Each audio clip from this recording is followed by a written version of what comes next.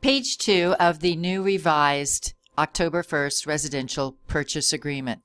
As we left off on page 1 at the line 47, if buyer fails to complete any of these conditions within the applicable time frame, seller reserves the right to terminate this agreement. So what this is basically saying is that if your buyer doesn't get into that lender within those days of acceptance and furnish the pre-approval letter, the seller can, of course, terminate the agreement. Both parties agree to cancel and the EMD is returned to the buyer. Buyer shall use buyer's best effort to obtain financing under the terms in this agreement. Probably one of the biggest changes that we've seen in this contract with the most questions is section B, the line 5, the appraisal contingency.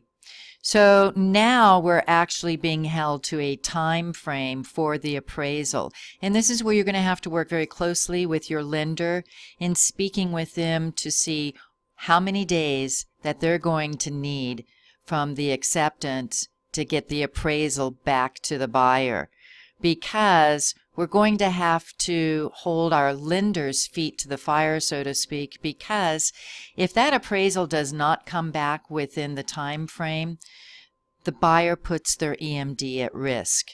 So let's normally we're going to put in 15 days. Once again, please consult with your lender. However, let's say that it's the last day of the contingency for the appraisal and you don't have the appraisal. What can you do? There are 3 options. You can ask for an extension with an addendum. Of course, now understand that the seller has to sign that addendum to extend the contingency for the appraisal before the deadline. If they don't sign it before the deadline, it's as good as a no. The buyer can try to negotiate that time frame, or he can let it stand, pass, and know that his EMD is at risk. Line number 13 on page 2, loan contingency. Another sort of area that you're going to have to be aware of. This is the loan contingency, and this too is new. The buyer's obligation is to purchase the property is contingent upon their new loan, and the buyer shall remove the loan contingency in writing, attempt to renegotiate, or cancel the RPA by providing written notice to the seller no later than blank. Once again, this is a date that your lender should be giving you. I've noticed that it's normally about 21 days, but once again, if you're starting from scratch with your buyer, or if you have a fully completed loan package submitted, the date will be dependent on that. If the EMD is released without the written requirement of the seller upon the cancellation, nothing else will be needed, and the buyer will receive the full EMD. If this residential purchase agreement is not canceled in writing before the loan contingency deadline, buyer shall have deemed to waive the loan contingency. So once again, that means that it's not going to be that the EMD is sent directly to the buyer after the appraisal has been accepted.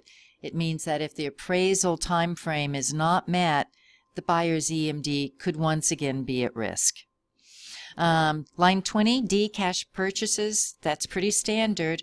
You're going to provide POF, proof of funds, written evidence of the cash available on a cash purchase. Number 3, line 24, this sale is either contingent or not contingent upon another property, and you'll complete the blanks. The item number 4 on line 38, fixtures and personal property. This has been changed a little bit. I want to address the as-is condition. What that means is it's not saying that there's no warranty. It's saying that the current condition of the items, such as the dishwasher and the hot water heater, are being conveyed as is with no expressed warranties. All existing items are part of this agreement. And just to cover yourself if you're representing the buyer, I would always make the MLS terms as part of this contract. You can easily do that by simply adding all items as per MLS, put the number, the date, and it's very important to put the time. If they remove the Sub-Zero furniture after they've accepted your offer on the same date but at a later time, then there's really no proof at what time that was moved. So timing is very important. Opening of escrow, item 5 on line 51. This is where you write in your title company. Rock Title, of course, is our preferred lender. We've used Michelle Martinez as an example as well.